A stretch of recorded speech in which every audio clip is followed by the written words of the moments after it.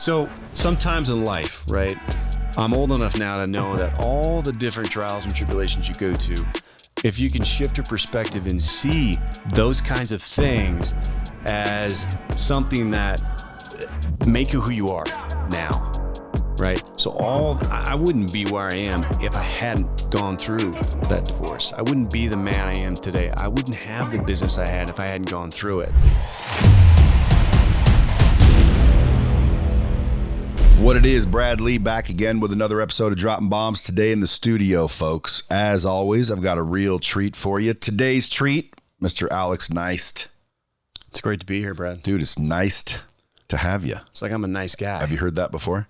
I have. If you guys ain't following this dude, you're missing out. At Alex Neist, N-E-I-S-T. He's the inventor or founder. I don't know did you invent hostage tape? I invented hostage tape. I didn't invent the concept of mouth taping. That's been around for a long time. But the brand, yes, I am the founder. So you said one day, man, I'm just going to come out with some tape that you can slap across your lips. We're going to call it hostage tape because, like, you know, you're gagged like a hostage, I assume. Why hostage? So, sort of. It's a much more elaborate story than that. So, ironically, I actually went through a divorce. For snoring? I started this company because I went through divorce. For snoring? Yeah. Snoring ripped my family apart and led to divorce. Wow. Now, later. That's not a very loyal girl. Years later, now we're actually back together. Well, I was going to say, I want to talk to her because, like, dude, that's, I mean, I get it. Like, sleep in another room, but divorce over snoring? So it sounds crazy, but what it comes down to is snoring actually, it's a catalyst, right? That leads to these other things, right? And the Gottman Institute actually talks about this concept that I like to talk about, where it's this magic ratio, right? So think about it like this. So the Gottman Institute talks about for every one negative thing that happens in a relationship, you need 5 positive things to counteract that. So imagine that you're snoring, right? And you're forcing your partner to sleep in the other room or to making her upset, whatever it might be. You wake up, that's 1. Now you get up, you get ready for work, and you get into a fight, that's 2. And then by the time you get out of the door and you get off to work, that's 5 negative things, possibly. You now need 25 positive interactions to counteract that. Dude, right? Who says that? Garmin or whatever? The Gottman Institute. That's right? Hard to believe, but so man, that's crazy. So when you think about that concept, just the idea of what snoring does to a relationship causes this, it's like you're Indiana Jones running out of the tunnel and you got this big boulder, right, coming after you and you just don't know what to do. And so that's really essentially what happened. And do you guys... You don't snore anymore, I assume, right? I don't, because I wear hostage tape every night. The hostage tape saved your marriage. You got it.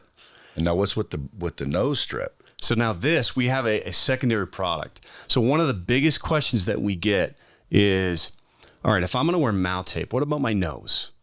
Right? I've got a deviated septum. I don't sleep very well. So we said, all right, well, what else can we do with a captivated audience of people who trust us? Let's come out with another product that is in the nose space, right? It's going to help open up the nose, give you better oxygen. Plus, we wanted to take a breathe right and make it look cool. Well, it didn't look cool before. I mean, it kind of looks like having a Band-Aid on your face. That doesn't look very cool. Is your website hostagetape.com? Yeah, hostagetape.com. Everybody can go there. I'm going to give you a little love on social media. Yeah, at hostage tape is the handle. I should have freaking worked out some sort of commission deal on this. I was going to make a landing page for you. You know what's funny is a buddy of mine's doing a podcast and he said, dude, you got any advice for me? And I said, absolutely. I said, first of all, always promote yourself and your businesses on your episodes. Cause I've got like 600, 700. It's one of the top podcasts in the country now. And people listen to them forever. I didn't really realize that. So if you go back and listen to my podcast, like I don't even pitch my own companies. I don't even pitch my own shit. Number 1. Number 2, I've made people on this podcast, meaning put them on the map. Right. And they made lots of money. I should have had a piece of that. So I told him, I said, dude, always promote your own shit. And I said, and if it gets big, you know, create a deal where whoever you bring on will share in the success of their episode. Right. But I still don't do it, but I should. What's funny is so with that, everywhere I go, I'm always wearing my brand. It's like I'm doing the Steve Jobs thing where I don't wear something different. I wear the same shirt, hostage tape, every day. And I've done that now for the last 2 years. Yeah, I will usually wear a reel on my t-shirt. Yeah. But reel's not something like you can just buy like hostage tape. So if I owned what I call a consumable, like that's consumable. Right. I'd do the same shit everywhere. What's hostage tape? But so just to go back, like you used to be a quarterback on some Arenafootball league? I wanted to be the next Kurt Warner. And if you know Kurt Warner, because everyone says I look like him. You do kind of look like Kurt Warner. You actually are kind of a doppelganger. Well, you're better looking. I've had people show up or come up to the table and say, "Can you settle a bet?" And I'm thinking, they know me from social media. And I'm like, "Yeah, what's up? Are you Kurt Warner?" I'm like, "Fuck no, I'm not Kurt Warner." Not that it's offensive. He ain't a bad looking dude, but I don't think I look like him. So I can see the Why resemblance. would you want to be Kurt Warner? So, okay, the story behind Kurt Warner. Kurt Warner has probably one of the greatest Cinderella stories of all time, right? For sure. He was bagging groceries in a Hy-Vee in Cedar Rapids, Iowa, and didn't get drafted, didn't get a chance to play in the NFL. In fact, he didn't even play in college until his senior year, his fifth-year senior year. So he's bagging groceries, and he gets an opportunity to play arena football. And at the time, arena football isn't huge, right? Not a lot of people go. It's basically, think of it, it's football on in a rink, right, with turf. It's like going to what's your hockey team? The Knights? It's like going to a Knights You mean game? the Stanley Cup champions? Yeah. Right, that team. Golden right. Knights. It's like going to that, but with turf and some football players.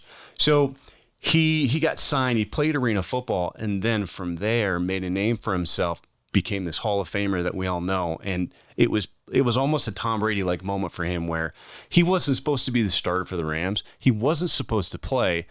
Trent Green went down. He goes in. Everybody thinks they're crazy to play this no-name guy. He goes in and he took advantage of his opportunity and became who he is. So I wanted that because I was like Kurt. I wasn't a big-time player. I didn't, I wasn't, even though I went to the University of Minnesota and played football there, I didn't start. How tall are you? Just barely under 6 feet. So I'm not that big, right? Yeah, usually quarterbacks are like tall when you meet them. They're like, God damn, I didn't know you were freaking so tall. They're usually 6'3", 6'4". That's like the ideal, right? And I'm barely 6 feet. How tall's Kurt? Kurt's about 6'2". So but he's pretty big too. Like he's pretty well put together. Even though he's 6'2", he's not huge, not super tall, but he just lacked experience. That was his issue.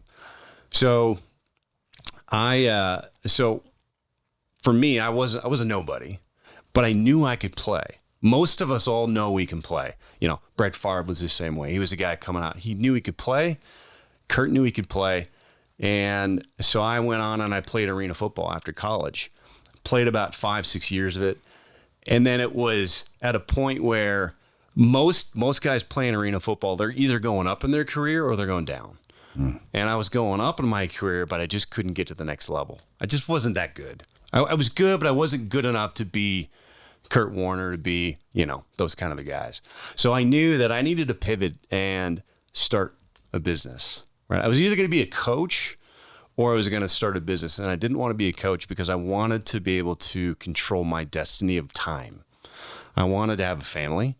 And I wanted to be able to be around my kids, to be able to coach my kids, to be with my family. And I knew if I was an entrepreneur, I'd have more control of that versus if I was a football coach.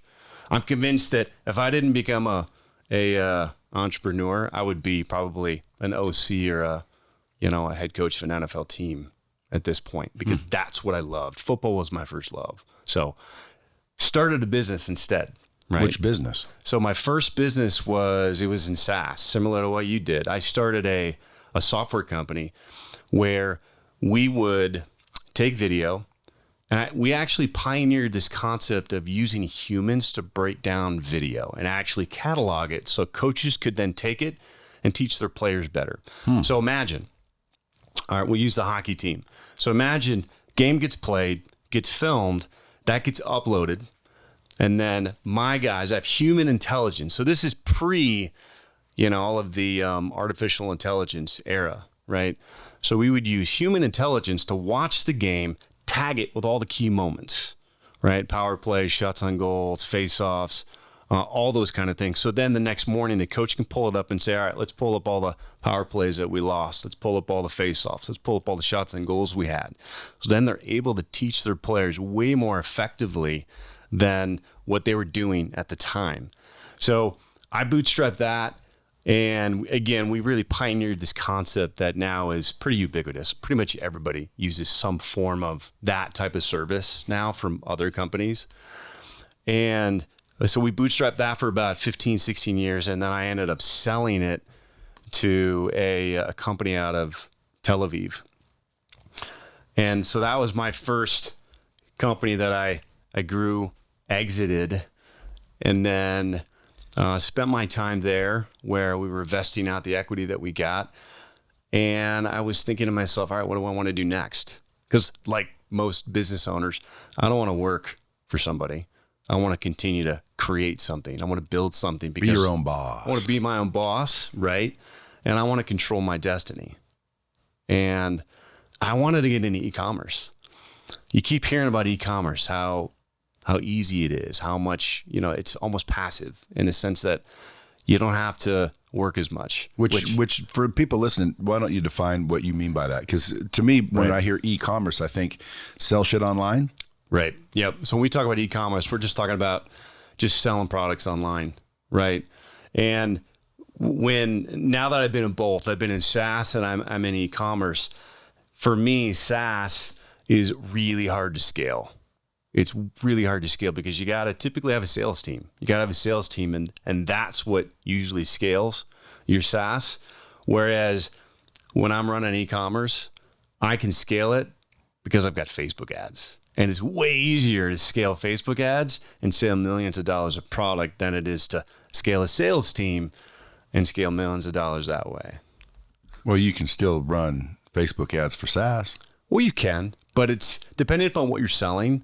It may not be as easy. Well, you definitely need a sales team when it's SaaS that's expensive. How much is the mouth tape? Cheap? So our mouth tape, so if you buy like a month's supply, it's $25. And then if you do like a year's supply, so typically somebody will come to us, they'll try out a month's supply. Within 7 to 30 days, they'll buy a year's supply, which is about $15 a month. So for like almost $200 for the year. You got them on subscription? We do, yeah. Do you? Why not just take some duct tape and slap it on your mouth? Well, duct tape's pretty abrasive. It's pretty difficult, right? And there's a lot of toxic chemicals too in that adhesive. So it's not exactly healthy for you, but you'd be surprised the amount of people who actually do it. Like I was talking to, I don't know if he'll want me mentioning this, but David Carr. So Derek Carr's brother, telling me that he used to use duct tape, and now I've got him using hostage tape. You make, we were talking in the green room earlier, you make it seem like, and you even confirmed that, man, there's a lot of people with this problem. Yeah. So here's the problem. What's the problem? Snoring? So the problem, snoring is kind of a byproduct of the problem. A lot of people snore. Mouth breathing. It's mouth breathing. And I don't want to sit and make up a statistic because I know you love statistics, right? Well, I think 72% are made up on the spot. Exactly. Right. So majority of households, we'll look at it that way. A majority of households, especially in the US, are mouth breathing at night. What's the harm in that? So the harm in that is what happens, there's a couple of issues. So when you mouth breathe, there's a couple of problems that happen. One of them is the quality of oxygen that you get. So when you breathe through your mouth in and out, what you're doing is you're actually exhaling more CO2, right, than you want to. Versus if you keep it shut, now you're slowing down how much CO2 you're exhaling. Here's why that's important. So what a lot of us don't know is that there's a relationship between CO2 and oxygen. Okay. We need CO2 to be able to take oxygen in for our muscles. If we're exhaling too much CO2, then we're not getting as much oxygen into our body. So by shutting our mouth and breathing through our nose, we're slowing down the amount of CO2 we exhale, which now means we've got more CO2 in our body to then convert oxygen into our muscles, which gives us more energy. That's one of the biggest important things that you kind of most of us don't think. It doesn't sound right. It sounds counterintuitive, right? Yeah, because when you get really winded and tired, you open your mouth to breathe because you need more air than just what your nose allows. Yeah, that's your body. It's called air hunger. You've got this air hunger where it's almost tricking you to think like you need to open your mouth. And there's times for it. Like if you're really working out really super hard and vigorous, you might have to open your mouth. But for the most part, we don't want to be mouth breathing unless we're talking or eating. What about when your nose is plugged?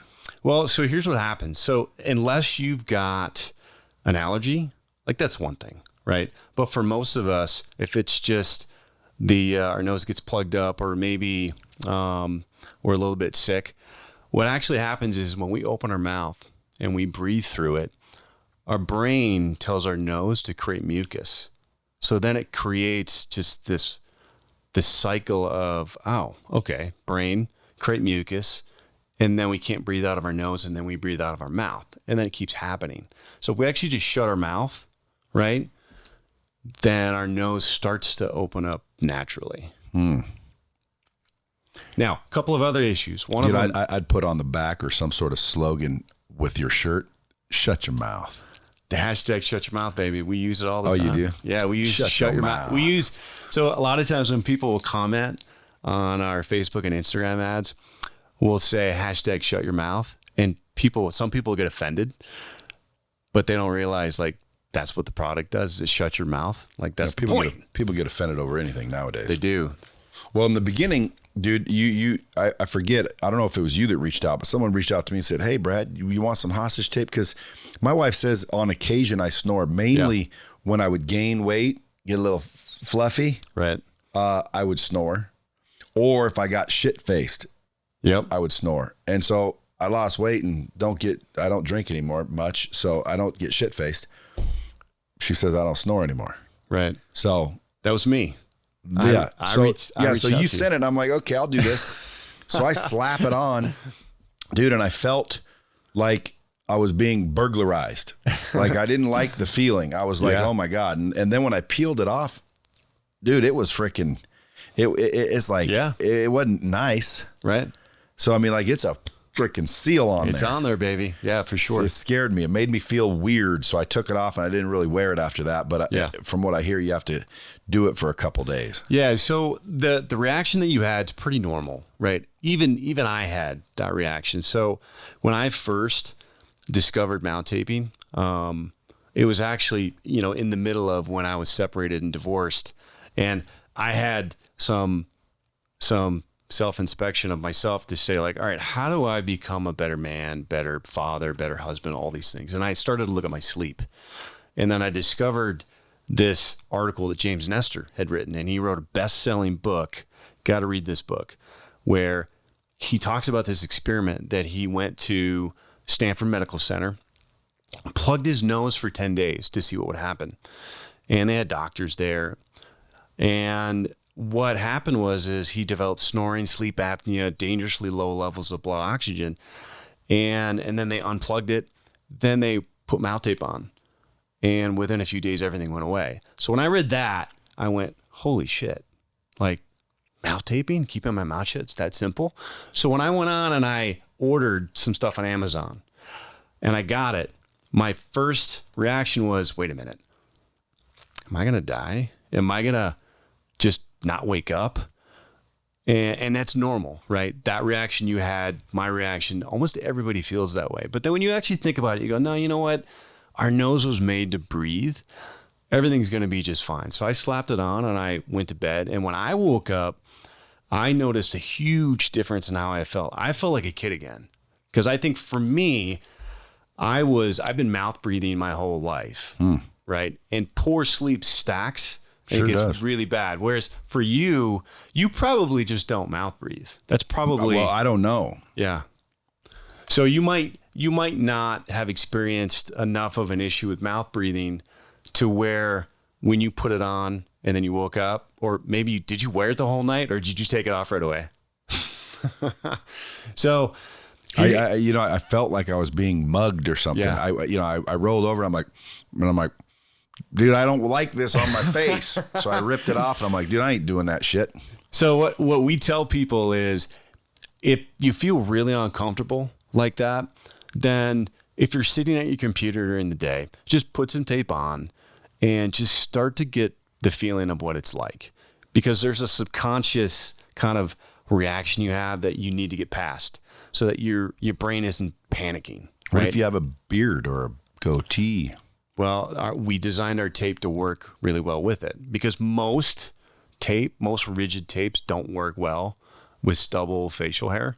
And so ours, we designed it. It's flexible and it's stretchy so that it can work really well, and it can, hang on to those hairs and just be, pliable, and it kind of work over everything. So, but hostage tape. So let's talk about why we named it that, because you asked that earlier.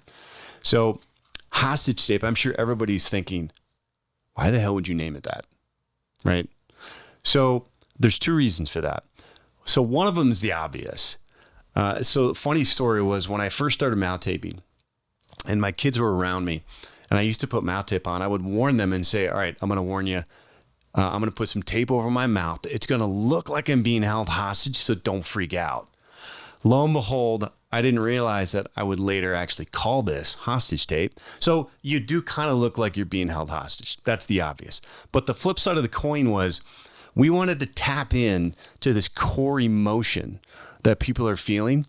People feel held hostage by their poor sleep or their partner, and they don't know what to do. That's true. I mean, Right. man, if I was stuck with someone that snored, Exactly. dude, one time we didn't have much money. We were traveling around. I had to freaking get a room with somebody, where you're sleeping with Yep. the freaking person in the next bed. This sumbitch snored. And by the time I woke up in the morning, every pillow I had was thrown his direction. Every freaking shoe, everything was thrown over there. And he woke up in the morning just acting like, what? How come snoring doesn't wake you up? Right. Why does snoring wake up your partner, but not you? You're the one snoring. Yeah. Well, that's, and what you just described, that's majority of women, I think, in this country. So just the amount of women and the amount of couples that go through that. I went through that, except I pushed my wife out of the bedroom and she went into, the other bedroom. So, but, Which causes divorce. it snowballs, right? It's a catalyst for all these other issues that end up happening, all these other things you get in fights about, right? It just makes you like you feel on eggshells when you're around each other. So a lot of times women do most of the urging to buy hostage tape. So they can. We purposely branded it very masculine because we wanted to go after men. I wanted to inspire men to look at this, to buy this product and not think of it so medically, right? So boring. And I was inspired by Liquid Death, right? We all know what Liquid Death is. They did an amazing job of branding water, right? Now, granted, it's great water, but it's water and their valuation's huge and they're everywhere. And they flipped marketing on its head. So I knew that, all right, we're going to do that. Because I know that when we're talking about mouth taping, yeah, it's kind of clickbaity. It's certainly interesting, but I wanted to do a brand that I knew as you scrolled through your feed and you saw it, you were going to stop and you were going to remember this, and it was going to inspire you to either have a conversation about it, to go look it up, or to go, what the hell is this? And we knew that we were going to be very polarizing. People were either going to be attracted to us or they were going to be repelled against us. And that's okay, right? A great brand does that, right? Creates that kind of polarity. And what's great about the hostage tape brand is everybody that sees it remembers it. I wear this everywhere I go, right? The same shirt. The amount of people now that come up to me and say, hey, dude, I love it. Awesome. I'm a hostage tape user. Been doing it for a year. There's nothing better than being in the airport and having people come up to you. How do they know that you're the owner? They don't. They're just saying, I wear that shit. So when they see the shirt, they'll go, I never thought I would see somebody out with a hostage tape shirt on. I wear that stuff, man. It changed my life. Right. I'll hear that was life changing. It changed my life. Or they'll say that saved my marriage. Right. So then I say, dude, that makes my day. By the way, I'm the founder. And then they go, oh my God, I can't believe it. So it's hard to believe that, marriages get saved. Now, the reason I say that is because I'm a old fashioned romantic. Mm-hmm. If you're going to leave me because I snore, shit, you better go review what we said when we got married. Right. Like, better or worse, till death do we part. Right. It didn't say, well, if I fucking interrupt your sleep. Not only that, go out and sleep in another room. Once you're done having sex, who cares where you actually sleep? Right. If or you get up and leave. Like shit, if my wife told me you're snoring, I can't get any sleep, I'd be like, okay, well, as soon as we're all done here, I'll go set up and dial in another room, which would be kind of nice. You go in there, you watch whatever you want, you fall asleep with the TV on, you snore your ass off, nobody cares. Right. But to be divorced, that's why when you told me earlier, I said, man, that's not a very loyal female. But I don't know the story. You probably are doing more than snoring. Well, again, I think that the way to think about this is it's a catalyst.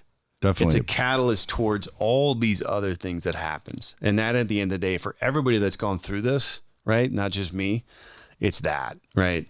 It's just, it ends up creating all these other issues, right? That just kind of snowball out of control. So what's the nose strip now? Right. So what we did with this was, again, this is our hostage nose strip.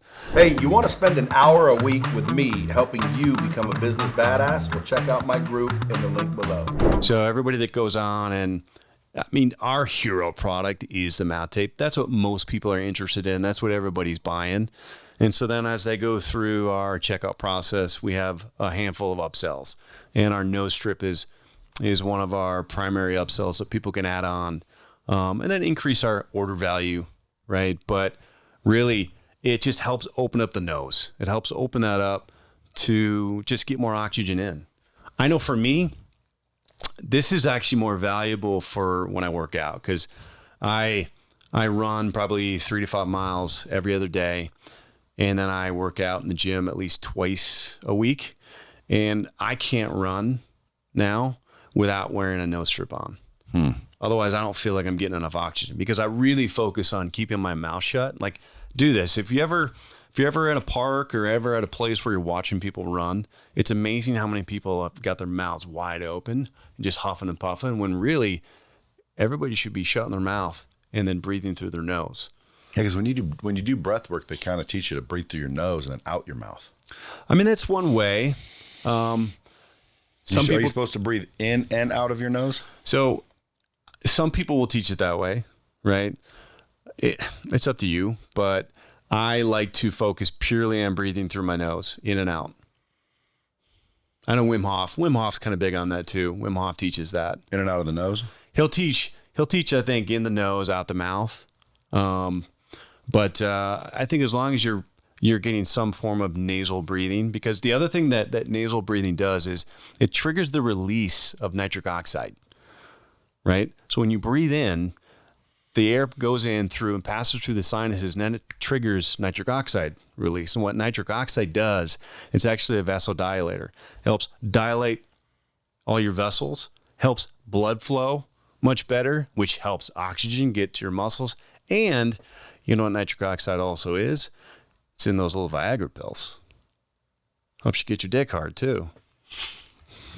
So breathe through your nose, gentlemen. Breathe through your nose and you can get a boner. Is that a big problem nowadays? Boners? I think so, as we get older. Well, I'm 54. No boner problems yet.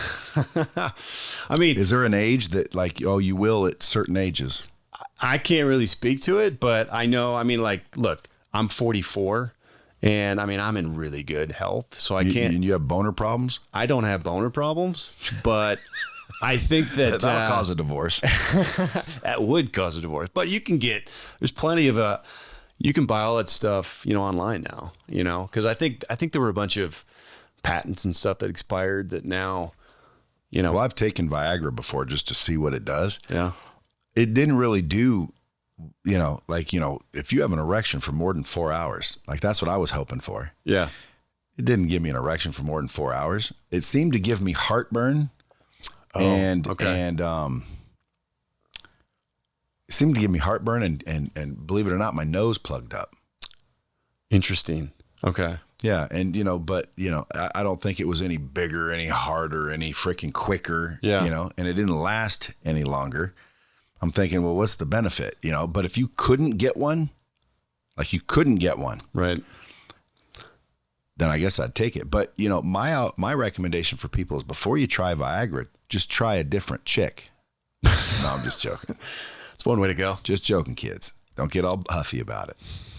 But, so you started the company when?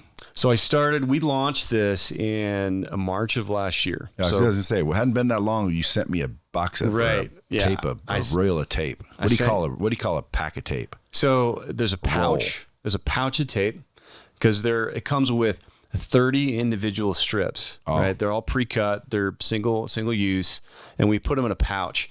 And then you also got a tin. There's a bedside tin that you can take them out of the pouch, put them in the tin, and it makes it easy to be able to travel with or keep it, next to the bed. And I sent you that. So we launched that in March of last year. And you were part of this group of like 5 or 6 guys that I sent it to.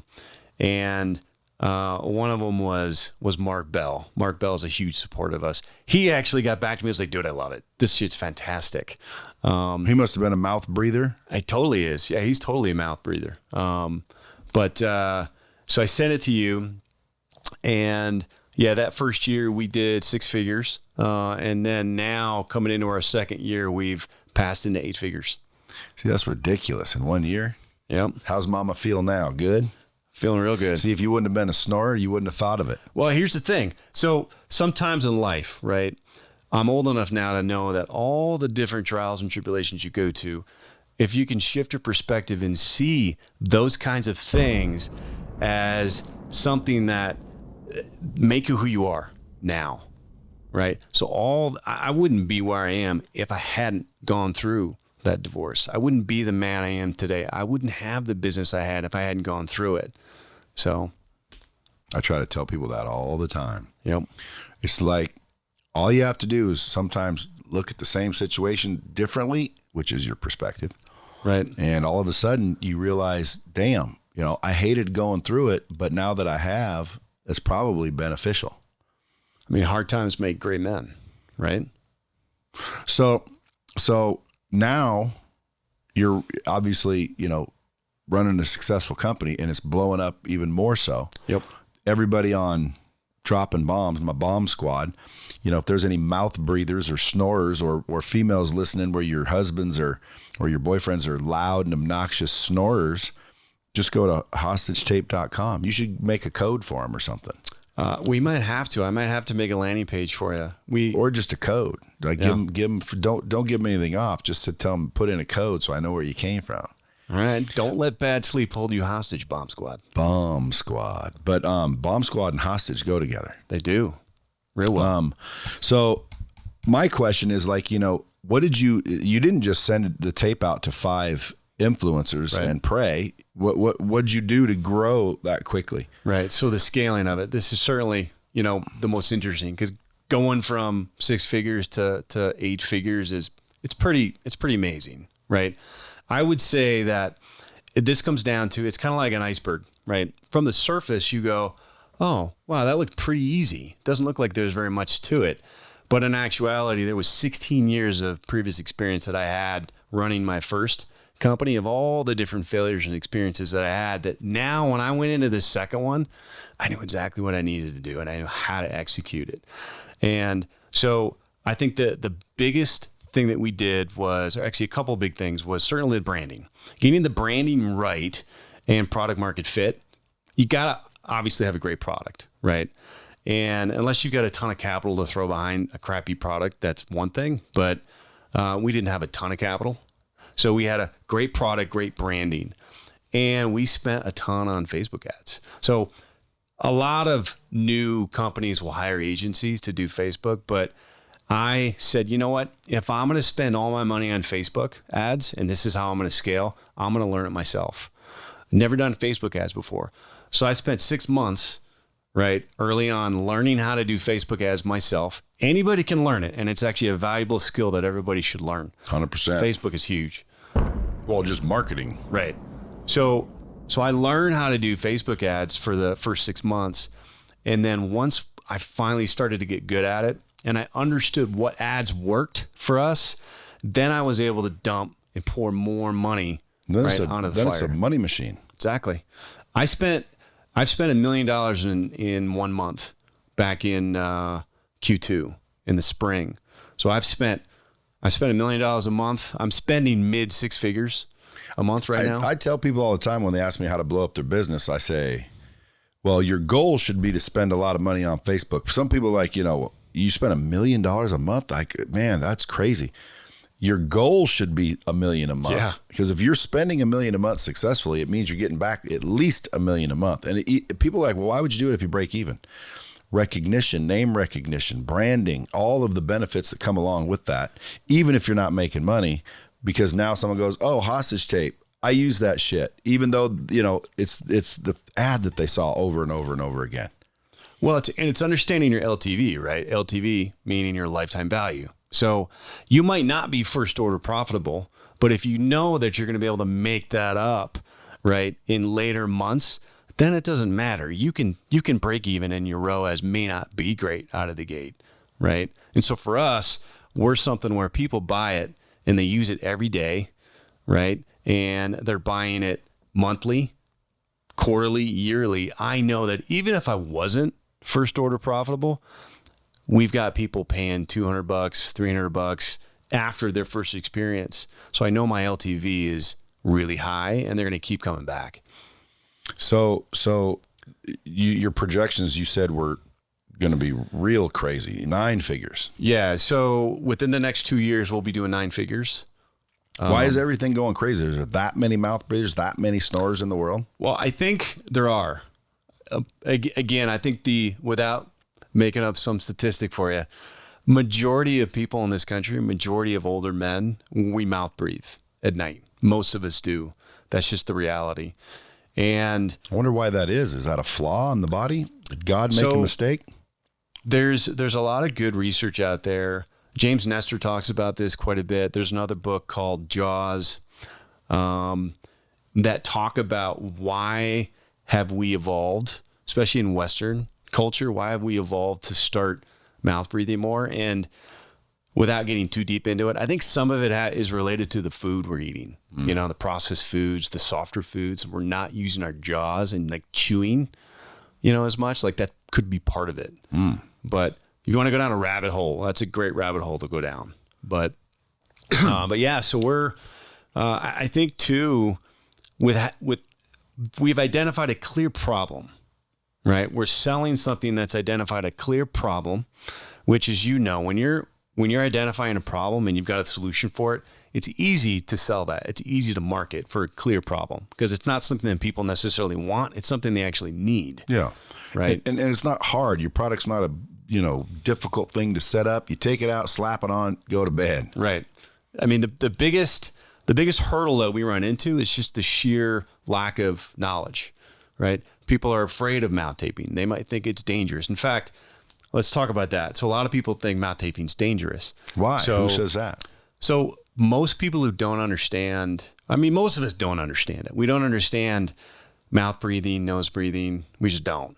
So people think, well, if you put tape over your mouth, why would you put tape over one of your things you're using to breathe, right? Why would I do that? If I can't breathe out of my nose, that seems dumb. I'm going to die if I do it. So then people just think it's not safe. Well, your body would wake you up naturally. For whatever reason, you plug this, you're going to wake up. Right. In fact, so a doctor named Dr. Jeffrey Trenkle, He's a board certified surgeon.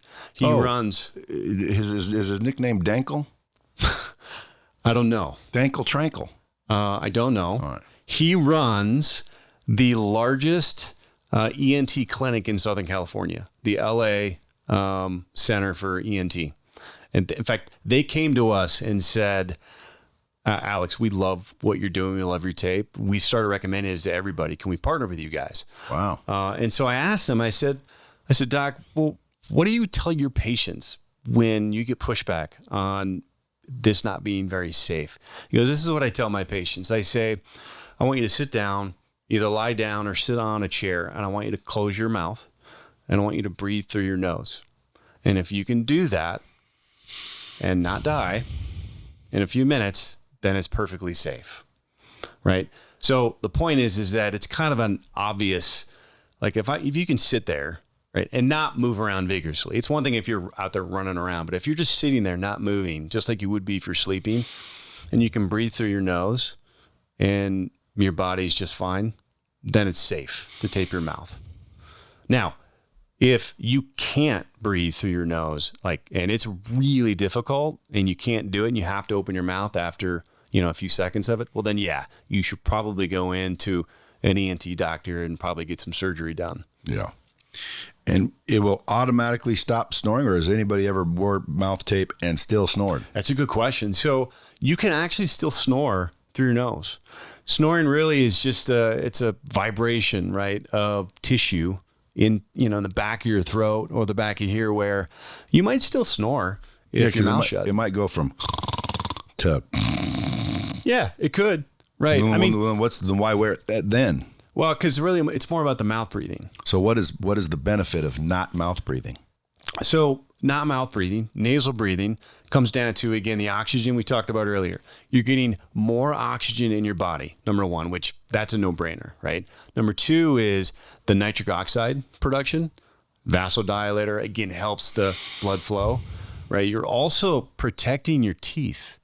So when you mouth breathe wide open, you end up drying out the saliva.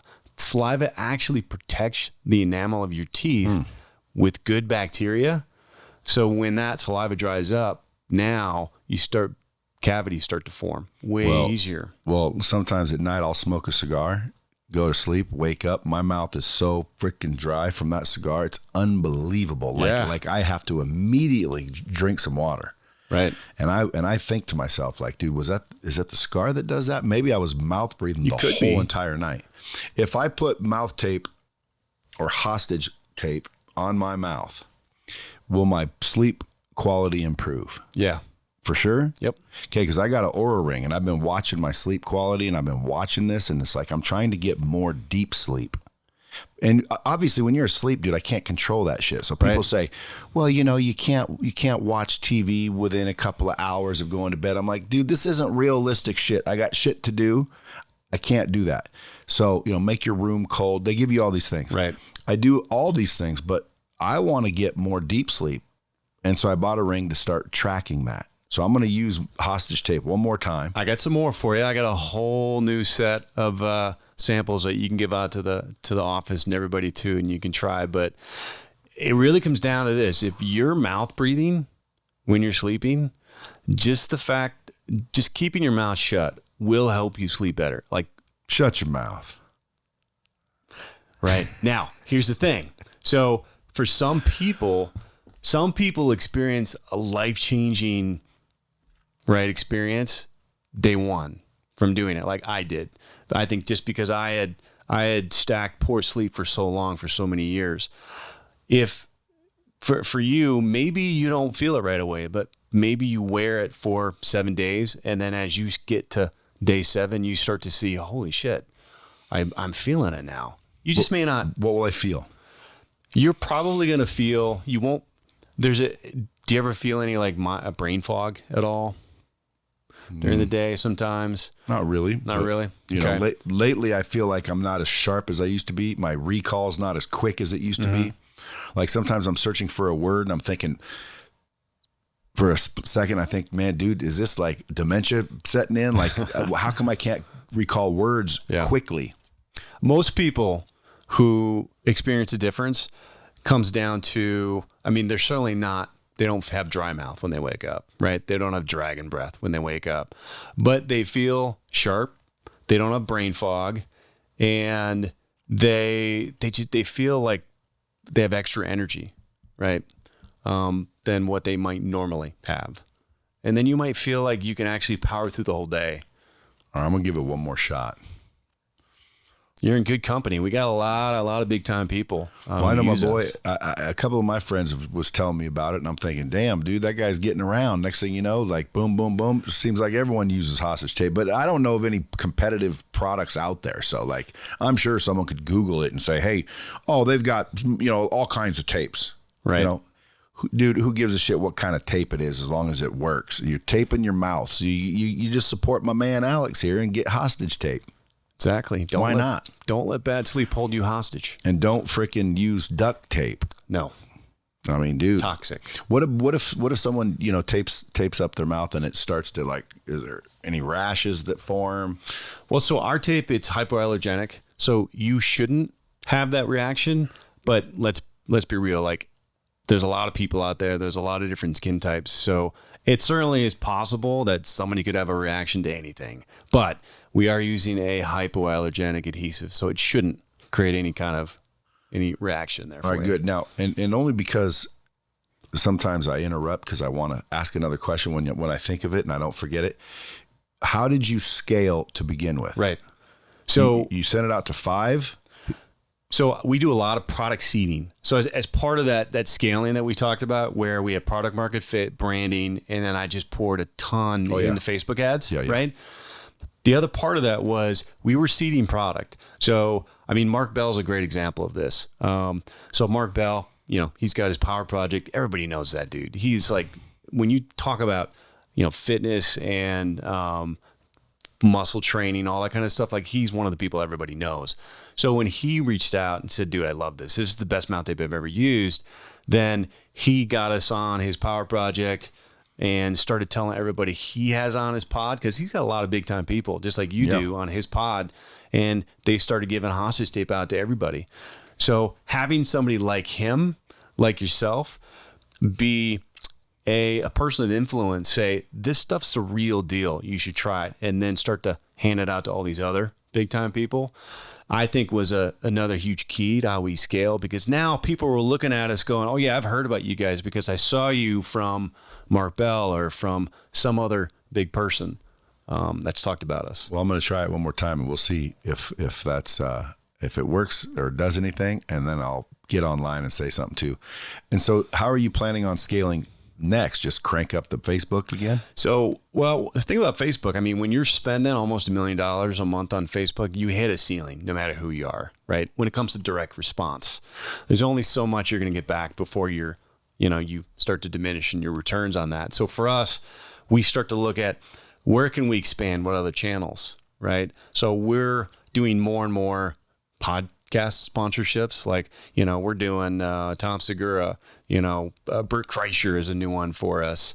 We do Mark Bell's podcast, but we're looking at more podcasts to sponsor, right?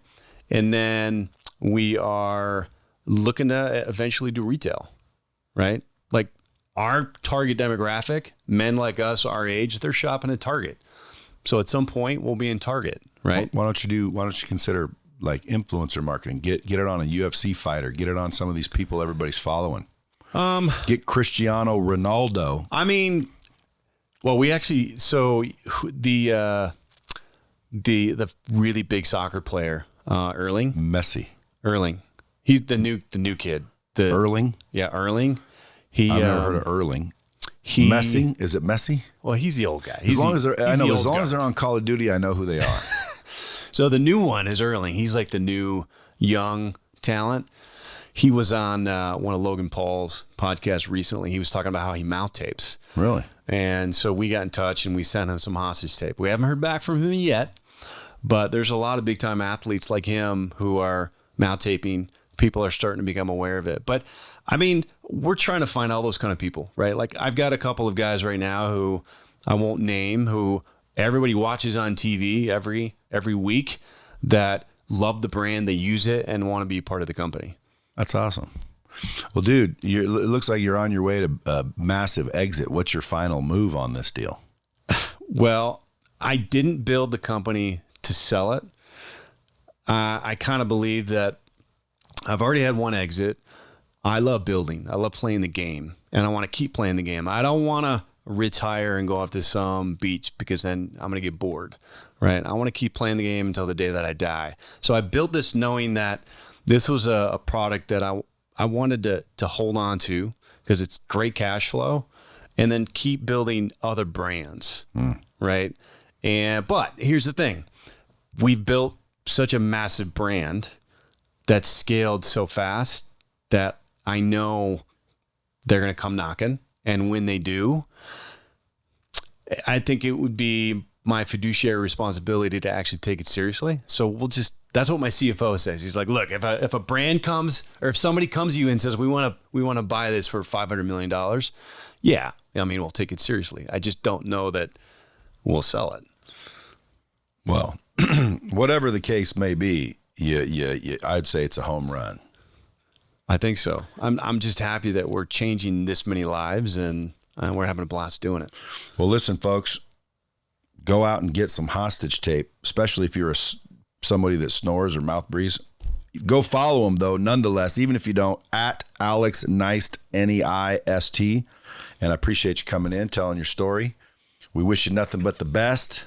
Hopefully one of these days, if you hit the $1 billion exit, you come back and we'll freaking talk about the journey from here to there. You got it, man. Thanks for having me. Appreciate you. Till next time, guys. Keep it real.